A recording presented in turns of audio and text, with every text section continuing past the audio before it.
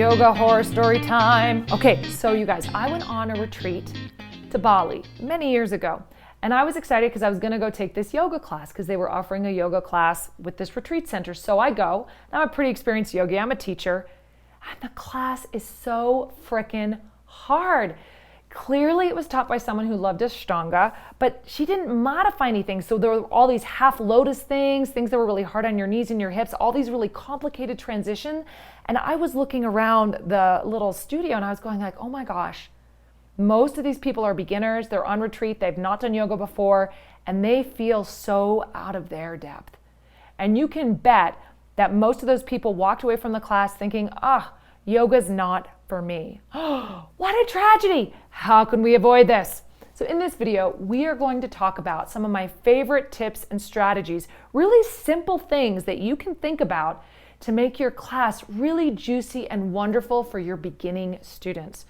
And whether you're teaching a specific beginner's level class, or whether you're teaching an all levels class and have beginners show up, because they always do, hopefully these tips will help you to create a really awesome class experience for everyone. Okay, so first, a beginner is beginners can range in skill and capacity. Like you could have a beginner who's coming in who's never done any physical exercise before, and that's going to be a very different kind of beginner than a beginner who was dancing for 12 years. So beginners represent a whole range of people of varying skills and abilities. So just so that that's clear, you can have some very skillful beginners who'll be able to pick things up quickly, and then what we're going to speak to more here is beginners who really might not have a sense of body awareness so much, or really might be new to the physical practice. So also, we want to keep in mind what our goals are for beginners. Is our goal for our beginner to give them all the information in our head and teach them everything about yoga and stuff it down their throat? No. Our goal for our beginner students is just to get them to come back. Rome wasn't built in a day, and you can't teach the yoga practice in one class as much as we might like to. So I first want to encourage you to restrain your very well-intentioned desire to feed them everything you know about yoga, and instead make it an experience that is, and here are the two big words for us today, accessible and empowering. That's what we want for our beginners. Accessible, empowering. So let's look at what that means. First, let's take a look at what it means for a practice to be accessible. Well, let's start from the very, very beginning. First of all, I want the teacher to feel accessible. So what does that mean? That means you're welcoming, you're warm, you're available for questions, you are introducing yourself to people even before the class begins. You are available for questions, you are available to show people, hey, that's a prop, let me help you out with that. So accessibility starts before you even start teaching yoga. Accessibility also means that they can do it. It means that the poses that you choose for them, they might not be easy, but they are doable. They're not overly complex or sophisticated. They don't have so many moving parts that somebody's going to be baffled by them. So when you're planning a beginner's practice, the first thing that you do is you think about what you're teaching, not just how you're going to teach it, but what you're teaching. Choose poses that are accessible. That is, poses that pretty much everybody could do unless they had some kind of limitation. I'm thinking of things like Tadasana, chair pose, warrior two, maybe a side angle pose. You want to give everybody props so that the poses are accessible for their bodies. When you're starting off the class, maybe you don't start everybody seated. Sitting like this is actually pretty hard if you've not been doing it for a while. So maybe you start everybody in child's pose, or even better yet, Shavasana. So you can think to yourself, how can I make this practice accessible to all the students with all the limitations and all the tight muscles and all of the sore backs? How can I make this accessible for them? So that starts with thinking clearly about your sequence, but it also comes into how you teach. So what you teach is the sequence, choose wisely, and then how you teach it, we want that also to feel welcoming and accessible. So what does that mean? Well, that means explaining any yoga words that you use. right? You don't want to whip out like, "Hey, in this pose, we're engaging our Mula Bandha to lift up our Kundalini up to Sahasrara Chakra." Not that you would do that anyways, but we want to use language which people understand. So, if you're saying the Sanskrit words of the poses, make sure to say them in English as well. If you're going to be giving any sort of specific cues, point it out on your body. Demonstrate it, because beginners are going to be more visual learners. Make it easy for them to take in that information.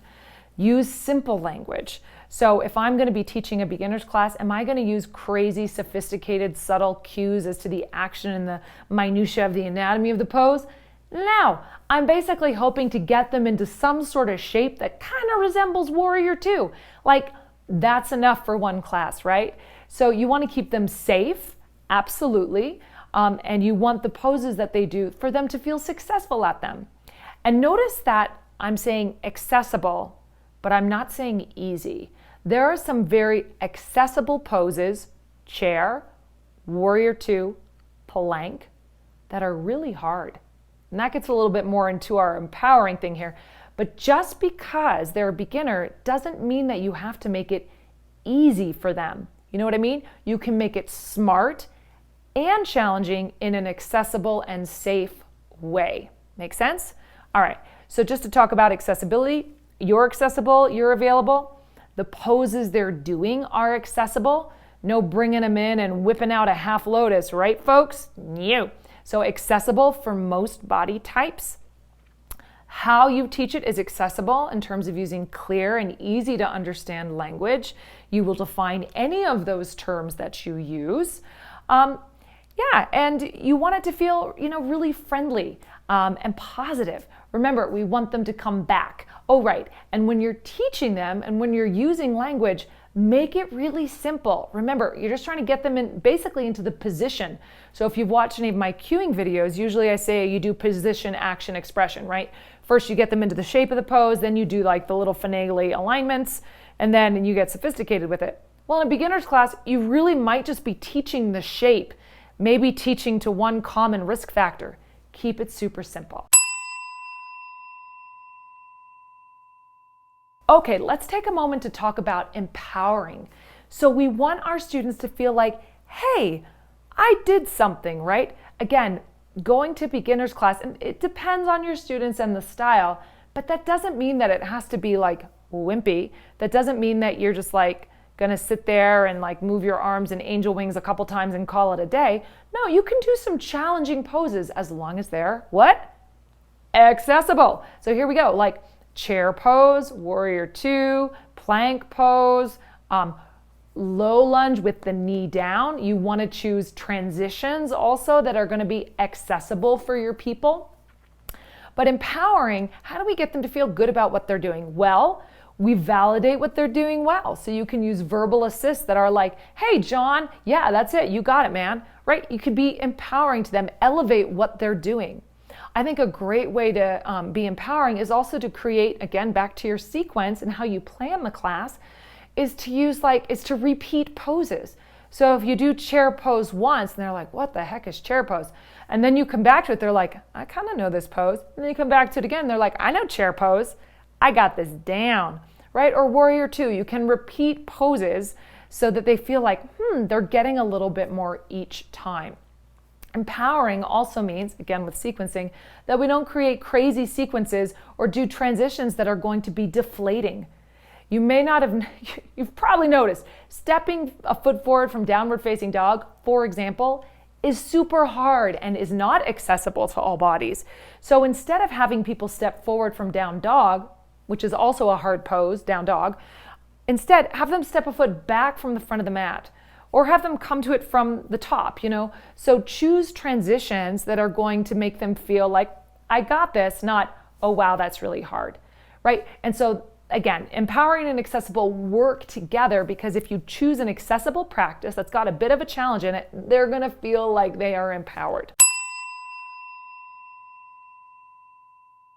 So there we go, everybody. So you want to choose poses that are accessible and empowering, and you want to teach them in a way that is accessible and empowering, and validate what they're doing well. Talk to them after class, right? Get them to come on back. And here's a final little tip for you. Explain why you're doing what you're doing. Like even something at the end in Shavasana, explain what the heck Shavasana is and why it's important. If you give them a reason why, then they're going to get more behind it and be like, oh, okay, I get it. I get this yoga stuff. And like if I say, if I go, hey, namaste, they're like, what the heck is namaste? But if I take a moment and I say, at the end of the practice, oftentimes we'll bring our hands together and say namaste, which basically means that, the highest part of me, I really see the highest part in the light in you. And it's a way of us just acknowledging and seeing each other and, giving each other a little fist bump, right? Namaste. Or however you want to define it. Define your terms and explain why you're doing certain things. And that'll help your students, one, learn a little something about yoga, and also, two, trust you as a teacher, and three, feel better and more empowered and knowledgeable about the practice. All right, so that's the thought for now. Accessible and empowering are your keywords. If you have any suggestions, if you love teaching beginners, I love teaching beginners, and you have thoughts about it, put it in the comments below. Or if you have questions, I'm super happy to hear them. Or if you have thoughts about particular things, please send them, put them in the comments, subscribe for more tips. You know the deal, and I will see you on the mat.